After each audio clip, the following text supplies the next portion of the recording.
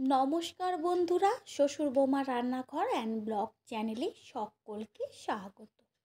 দুপুরে গরম গরম ভাতের সাথে যদি এমন একটা রেসিপি পাওয়া যায় তাহলে কিন্তু খাওয়াটা একদম জমে যাবে। আজ তেমনই একটি রেসিপি নিয়ে হাজির হয়ে গেছি, সেটা হলো নিরামিষ সবজি ভাপা।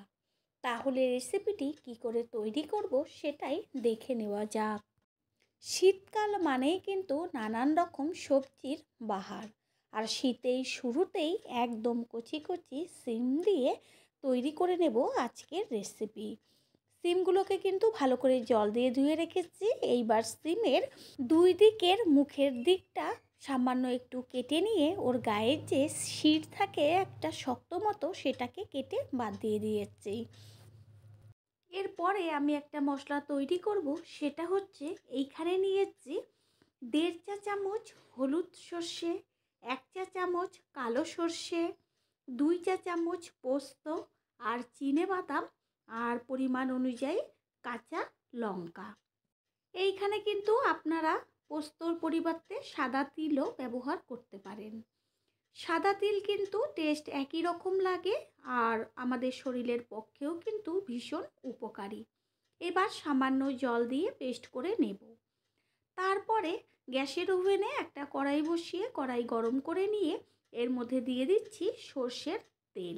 রেসিপিটা কিন্তু আমি সর্ষের তেলেই তৈরি করব। তেল গরম হয়ে গেছে, এবার এর মধ্যে দিয়ে দিচ্ছি কেটে নেওয়া ছিম। গ্যাসের ফ্লেম লো টু মিডিয়ামে রেখে ছিমগুলোকে কিন্তু ভেজে নিতে হবে। দেব 1/2 চা চামচ লবণ আর কালারের জন্য 1 চা চামচ হলুদ গুঁড়ো। ভাজার সময় লবণটা দিয়ে নেওয়ার কারণ হচ্ছে ছিমের মধ্যে লবণটা যাবে। পুরনো বন্ধুদের সবসময় আমাদের পাশে এইভাবে থাকার জন্য অনেক অনেক ভালোবাসা। ছিমগুলোকে এমনভাবে ভাজতে হবে যেন ভাজাতেই অর্ধেকের বেশি সিদ্ধ হয়ে যায়, আর ছিমের গায়ের কালারটাও যেন চেঞ্জ না হয় সেই দিকটা খেয়াল রাখতে হবে। সেই কারণে গ্যাসের ফ্লেম লো টু মিডিয়ামে রেখে কিন্তু ছিমগুলোকে ভাজতে হবে। ছিম ভেজে নেওয়া হয়ে গেল। এইবার একটা ছড়ানো টিফিন বক্সের মধ্যে ছিমগুলোকে নিয়ে নিচ্ছি। এরপর যে চিনেবাদাম, পোস্ত, হলুদ সর্ষে, কালো সর্ষে, কাঁচা লঙ্কা একসাথে পেস্ট করে নিয়েছিলাম, সেই সম্পূর্ণ পেস্টটা ছিমের মধ্যে ঢেলে দিচ্ছি। দেব 1 চা চামচ হলুদ গুঁড়ো, 1 চা চামচ কাশ্মীরি লঙ্কার গুঁড়ো। যেহেতু আমি এইখানে কাঁচা লঙ্কা ব্যবহার করেছি ঝালের জন্য, সেই কারণে একটু কালারের জন্য দেওয়া হচ্ছে। আর দেওয়া হলো ছোটো চামচের 1 চা চামচ কালো জিরে। দেব টক দই। এইখানে আমি 50 গ্রাম টক দই দিয়েছি।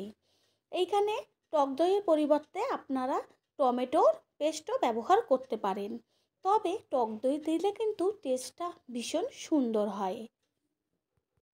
সিম ভাজার সময় যেহেতু আমি লবণ ব্যবহার করেছি, সেই কারণে এখন অল্প করে লবণ দেওয়া হলো। তারপরে এর মধ্যে ছড়িয়ে দেওয়া হলো কাঁচা সর্ষের তেল। এইখানে কিন্তু অবশ্যই সর্ষের তেলই ব্যবহার করবেন। সম্পূর্ণ মশলাগুলো এবার একসাথে সিমের সাথে মাখিয়ে নেব। এখানে কিন্তু কোনো রকম জল ব্যবহার করবেন না। ভাপার ক্ষেত্রে কিন্তু এক্সট্রা জলের কোনো প্রয়োজন নেই। যতটুকু মশলার মধ্যে জল আছে তাতেই কিন্তু ভাপা তৈরি হয়ে যায়। মশলা মেখে নেওয়ার পরে ওপরে ছড়িয়ে দেওয়া হচ্ছে কুচিয়ে নেওয়া ধনেপাতা। ধনেপাতার পরিমাণটা একটু বেশি ব্যবহার করেছি। আর দেব চেরা 2টো কাঁচা লঙ্কা দিয়ে তারপরে টিফিন বক্সের ঢাকনাটা আটকে দেব। তারপর গ্যাসের ওভেনে একটা কড়াই বসিয়ে কড়াইতে দিয়ে দেব জল, আর জলের মধ্যে একটা স্ট্যান্ড বসিয়ে দেব উল্টো করে, যেন কড়াইয়ের মধ্যে টিফিন কারিটা বসানোর পরে একটি ঢাকনা দিয়ে ঢেকে দেওয়া যায়। সেই কারণে গ্যাসের ফ্লেম প্রথমে হাই করে দিয়ে জল একদম সুন্দর করে টকবক করে ফুটিয়ে নিতে হবে।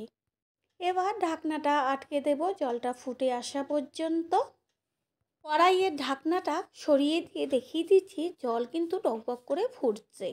এবার আবারও কড়াইয়ের ঢাকনাটা আটকে দেব আর গ্যাসের ফ্লেম একদম লোতে রেখে দেব 15 থেকে 20 মিনিট হবার জন্য।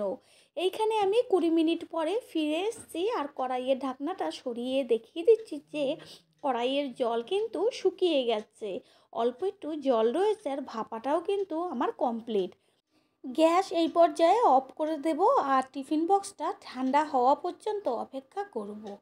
টিফিন বক্সটা আমার ঠান্ডা হয়ে গেছে, এবার তুলে নিয়ে টিফিন বক্সের ঢাকনাটা খুলে দেখিয়ে দিচ্ছি যে ভাপাটা কতটা সুন্দর হয়েছে। দুপুরে গরম গরম ভাতের সাথে বা রুটি পরোটা সমস্ত কিছুর সাথেই কিন্তু খেতে লাগবে দুর্দান্ত। নতুন বন্ধুরা আমাদের রেসিপিগুলো যদি ভালো লেগে থাকে সাবস্ক্রাইব করে দেওয়ার অনুরোধ রইল ও পাশে থাকা বেল আইকনে ক্লিক করলে পরবর্তী ভিডিওগুলো সবার আগে আপনাদের কাছে পৌঁছে যাবে। তৈরি হয়ে গেল আজকের রেসিপি। আশা করি রেসিপিটি ভালো লাগবে। আর যদি ভালো লেগে থাকে একটা লাইক, কমেন্ট, যদি সম্ভব হয় একটা শেয়ার করে অবশ্যই জানাবেন। আপনাদের দেওয়া একটা লাইক ও একটা শেয়ার কিন্তু আমাদের কাছে অনেক অনেক গুরুত্বপূর্ণ। All friend, thanks for watching my video. আপনারা সকলে ভালো থাকবেন, সুস্থ থাকবেন। আবারও দেখা হবে অন্য কোনো রেসিপির এপিসোডে।